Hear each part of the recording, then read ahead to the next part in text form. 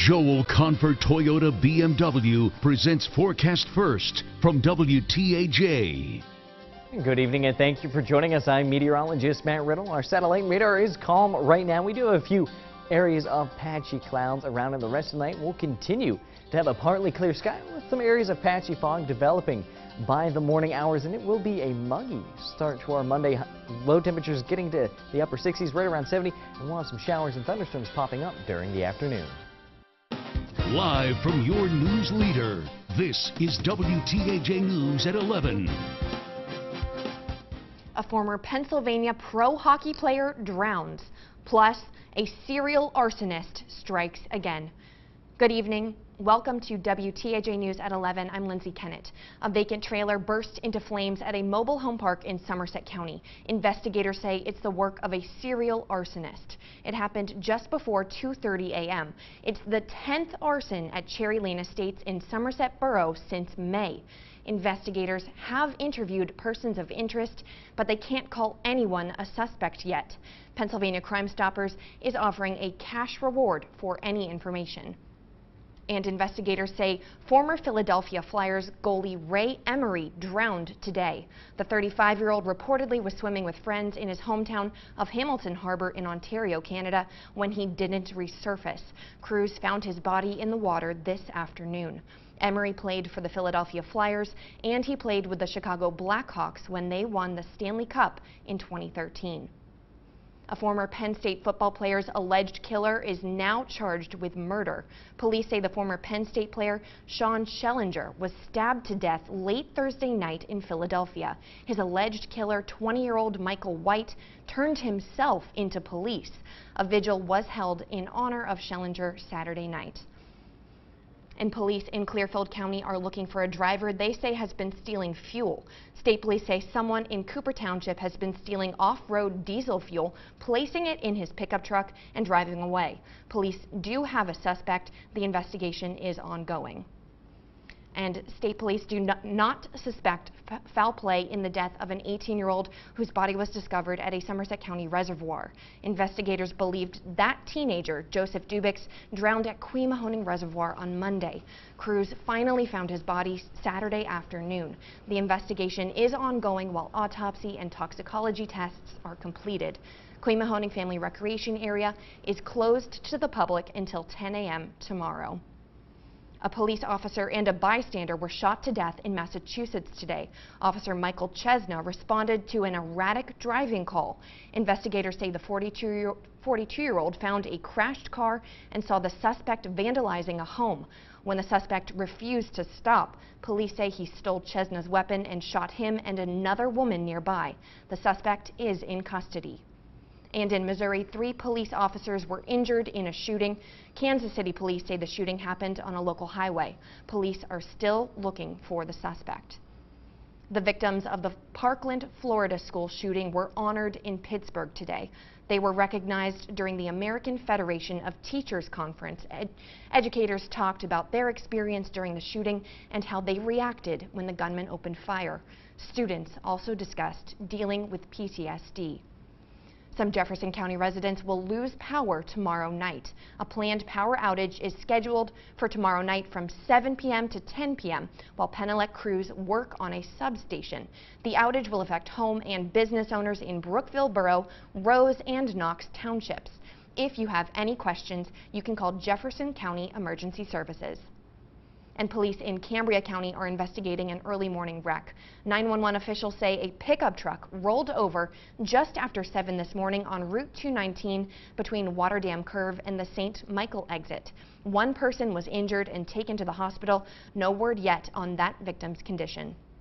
From WTAJ, your weather authority, here's your weather now. Well, we did start this morning off with some showers around, and then we had a mix of clouds and sunshine with some more showers and thunderstorms popping up during the afternoon and evening hours. But we have since dried out. Satellite radar not showing much. It is calm. We do have some areas of clouds around, though, Some weather watchers reporting in Sioux in Hollandtown, clear sky, 72 degrees, and then Roy in Wood had 12 hundredths of an inch of rainfall, and right now he's a clear sky at 78 degrees. And as we take a look, temperatures throughout the rest of the region, well, it is another mild evening. Right now we are 68 degrees in Somerset, 75 in Clearfield, 73 right now in State College, and it is on the humid side. Dew point temperatures, look at this, middle to upper 60s, even some locations like Huntington, Clearfield, and Du Bois getting into those lower 70s, so we do have another muggy night on hand, so you'll need to turn that AC on. And as we take a look, future track through the rest of the night showing we'll stay dry, but we'll have a partly cloudy sky, and I do think we can have some areas of patchy fog developing as we head into tomorrow morning. But as I was saying, a muggy night, but again, dry the rest of the night as our low temperatures will be falling down into the 60s, and some spots falling just under the 70-degree mark. But what can we expect? Well, we'll still be muggy for tomorrow and Tuesday. We'll continue to have some showers and thunderstorms around. The good news is we'll start to become less humid by the middle of the week, and I'll have more details on that coming up. An artist in York, Pennsylvania says he may have just painted the largest mural in the state. Photojournalist Anthony Durso has more on that artist's inspiration. I like the underdog. So I like to create something that gives power to the underdog, gives power to somebody who, in a general sense, wouldn't have power. The most important thing to me is creating something with content, creating a cloud effect, lay down some colors. The beginning process doesn't look so great because it's just a bunch of blotches. I go by JMH, and I'm ultimately creating a mural here. It's a 9,000 square foot mural. It's ultimately paying homage to those people who are really behind developing America and putting the bricks together to make America what it is. It's a long process, putting things down, overlapping things, putting more stuff down, overlapping more stuff. I'm just looking at the whole thing, and before I put something on the wall, I have to absorb it, I have to feel that it's the right place to put it. This is week 2. Ultimately now we're at the phase where everything's laid out. All the prep work is done. We're just laying down some color, doing a little detail. The closer you get towards the final product, you need to be a lot more detailed. Just making sure every detail is right. 9,000 square feet means time. It's going to take a long time to finish it, and the main issue is just weather. I think it's awesome. I like to see what people think of it, what people say about it. This is incredible. So basically I'm just finishing up doing a lot of the final details. The building kind of takes on a life of its own, especially from a distance, like seeing it from different spots. So it starts with this concept, the fabric of this flag, kind of leaving the hands of the creator of this, and it goes to the draftsman, who is responsible for taking the idea and putting it on paper. And then we have a bunch of workers who are ultimately putting together the pieces of the flag and creating something along the way. And the flag is becoming more developed. As it becomes more developed, there's more people with their hands on it. When it finally reaches the end, the flag is complete. The people that live here are responsible for making America what it is, and I really hope that that's what resonates in this piece as people pass by. Later this summer, runners will race for a good cause. The Rotary Club of Rockwood in Somerset County is hosting its annual road race on August 25th. There's a 5K, 10K, and a half marathon. The event raises money for projects in the community. You can sign up for the race online or the day of the event. And a group devoted to reducing violence in Johnstown is hoping a home-cooked meal will bring the community together. Hope for Johnstown is hosting a free spaghetti dinner this Thursday night at Johnstown Middle School. The event will raise money to help fight violence in the city. Anyone is welcome to attend, but you should reserve your tickets tonight. Just check out the Hope for Johnstown Facebook page to learn more. Well, if you love to hike and bike, a local recreation group wants your feedback.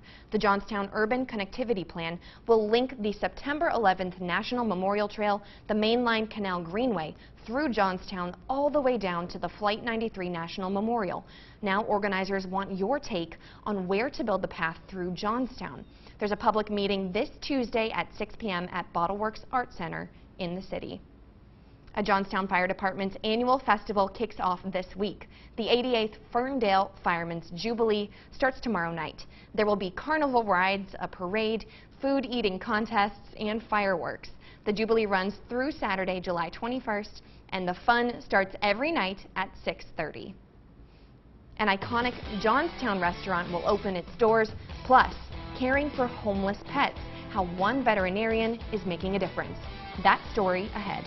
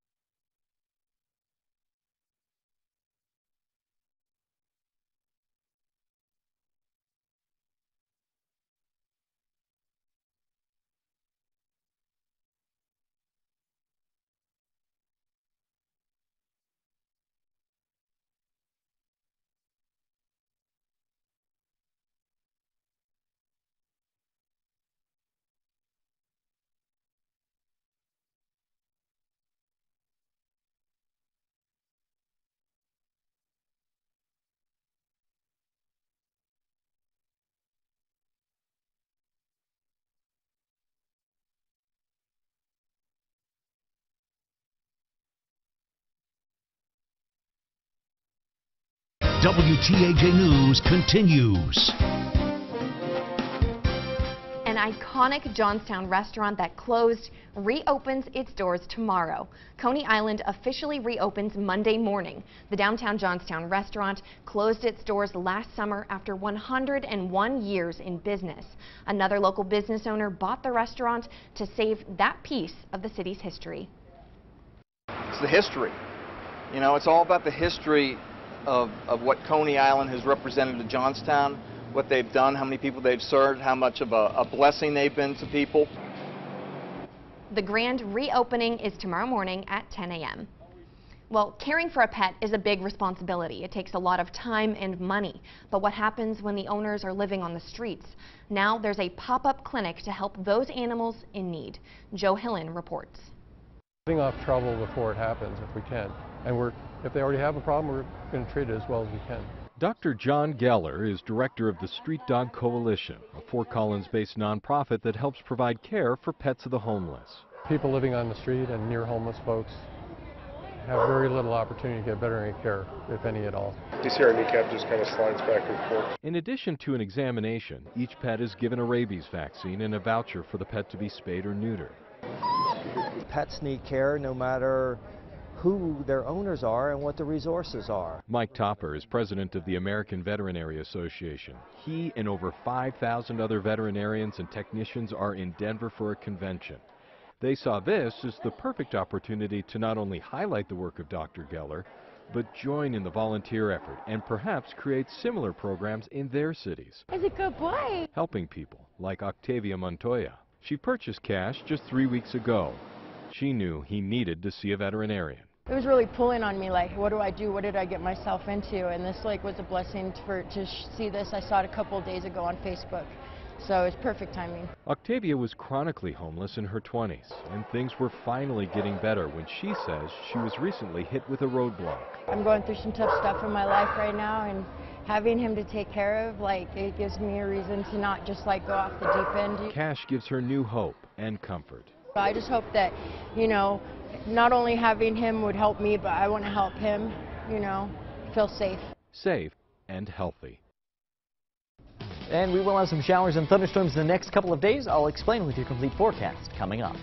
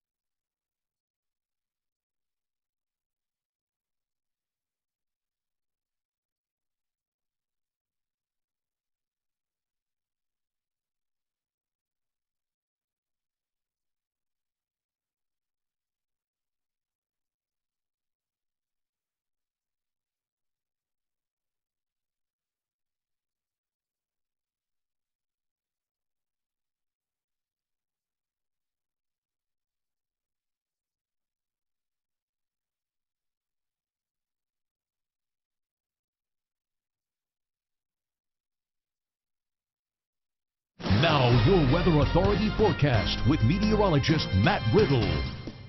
Well, it was a wet start to the day. Then we dried out right around lunchtime. You can see satellite and radar showing we did have a mix of clouds and sunshine, a few lingering showers, but then we did dry out for the afternoon for a little bit. And then we did have some showers and thunderstorms popping up during the afternoon and evening, and some of these thunderstorms were bringing some heavy rain at points. Part of Bedford County was under an aerial flood advisory for about an hour or so, but as we can see, since we've lost the daytime heating, really calmed down. We do have this partly clear sky throughout the entire area, but I do think with it being a rather humid night, we'll see some areas of patchy fog developing. So temperatures right now, it's another mild night. Right now we are 68 degrees in Somerset, 73 right now in State College, 75 in Clearfield and Johnstown.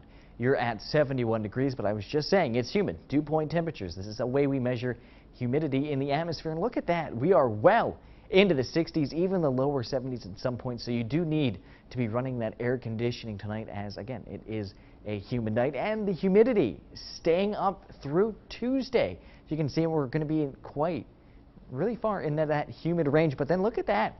A cold front moves through Wednesday, Thursday, and Friday. And yeah, we do cool down, dry out, and become more comfortable as that humidity drops. And along with that, as we take a look at our temperatures the next couple of days, high temperatures middle to upper 80s with that humidity really going to feel uncomfortable and not too bad as we head towards the end of the week with those high temperatures closer to average. So satellite and radar right now, again, not showing a whole lot. High pressure taken back over the area. We do have, again, just a few patchy clouds throughout the area, and we'll continue to stay dry. All the rainfall has now shifted just off to our south. So for tonight, partly cloudy, a muggy night, and I do think we can have some areas of patchy fog developing by the morning hours. And again, low temperatures down into the 60s to just below that 70-degree mark. Now, future track for the day on Monday, again, starting off with some patchy fog. Otherwise, a mix of clouds and sunshine throughout the day. And then as we head into the afternoon and evening, very similar to today, we'll have some showers and thunderstorms popping up, but not everyone we'll see a shower or thunderstorm. Then heading into the overnight hours, will be variably cloudy, scattered showers and thunderstorms as a cold front does start to approach the region. As we continue on into Tuesday morning, showers, thunderstorms by the afternoon. That front already making its way through our area. 7 o'clock past the area, high pressure starting to build in behind that. So I do think we can see some sunshine later on Tuesday. But your Weather Authority forecast for tomorrow, cloud, sunshine, shower, thunderstorm in spots. Warm and humid, high temperatures, middle to upper 50s. Some spots like Huntington, yeah, can even touch the lower 90s. So your 7-day forecast, Tuesday, scattered showers, thunderstorms. Again, more clouds and sunshine earlier in the day. I think those clouds slowly break once that front moves through. High temperatures into the 80s. Less humid Wednesday and Thursday with plenty of sunshine. High temperatures into those lower and middle 80s. Then on Friday, clouds and sunshine. We'll have some showers, thunderstorms developing later in the day thanks to another cold front pushing its way towards our area, and that will help bring in some more humid air to go with it. And then Saturday and Sunday, both days having scattered showers and thunderstorms as that front moves through the area. Still quite humid with high temperatures in the lower and middle 80s. Coming up next, a deadline approaches for one Steelers star looking to break the bank. Plus, the Altoona Curve represented well at this year's MLB Futures game. We tell you how they did next in sports.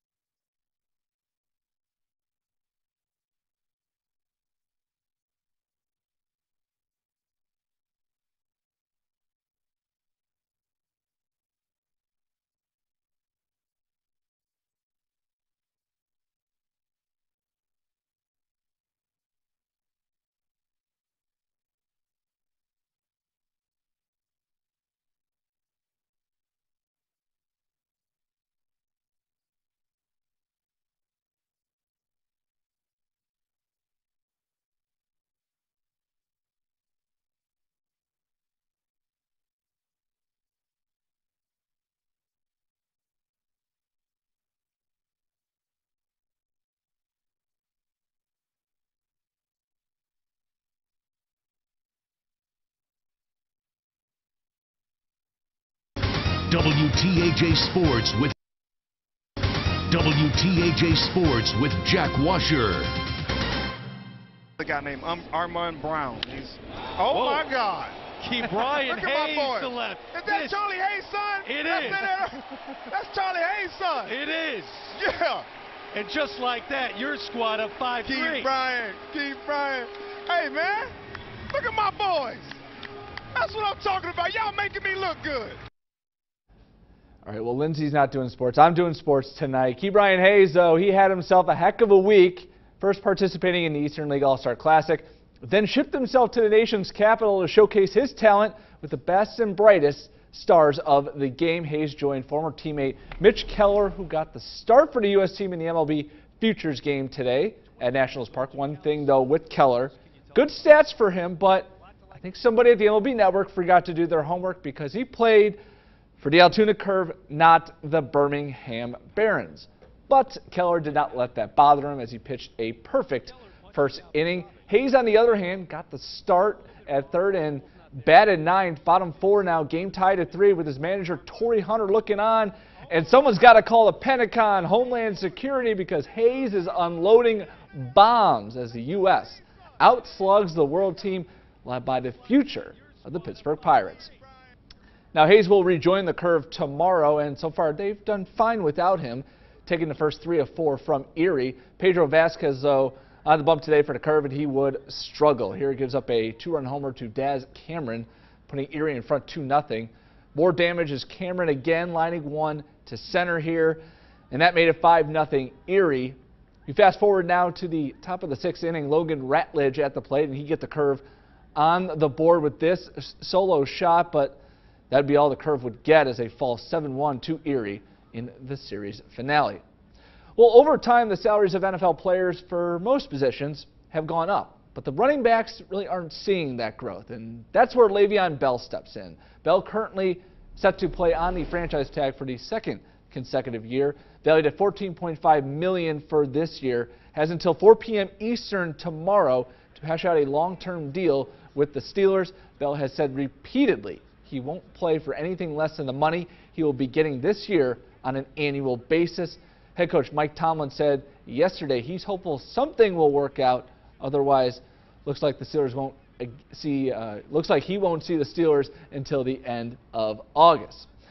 As for Pittsburgh's other professional sports team, the Pittsburgh Pirates, they were supposed to be planning for their future, getting ready to sell their assets, but Clint Hurdle's team must have missed that meeting. As the Buccos, winners of 5 straight and 7 of 8 heading into today, going for the rare 5-game sweep against the Brewers. And this right here will help that cause. Corey Dickerson, a 2-run blast just over the Clemente wall, putting the Pirates up 2-1. Brewers would build a 5-3 lead into the bottom of the 9th. Now 5-4, 2 outs, and David Freese, reminiscent of the 2011 World Series, ties it with a triple, and we go to extra innings. After Milwaukee again took the lead, Pirates down to their last out, and in a downpour, Josh Bell smokes one over the head of Lorenzo Cain. 1-run scores, Colin Moran being waved in by Joey Cora as the ball goes between the catcher's legs, and that'll do it as Pittsburgh sweeps the 5-game set. 7-6 was the final in 10 innings. Back to the minors, Spikes and Valley Cats playing game 2 of their series. Move ahead to the bottom of the 5th. Spikes down 2-0 when Stanley Espinal steps to the plate, and Stanley Espinal says, "See you later." His second of the season cuts the Valley Cats lead in half, but that would be as close as the Spikes would get. So moving now to the top of the 7th, same score, bases loaded, ground ball to Delvin Perez, who throws wide of the plate. That allows 2 runs to score as Tri-City pours it on late, taking this one by a final of 11-1. And we'll be right back.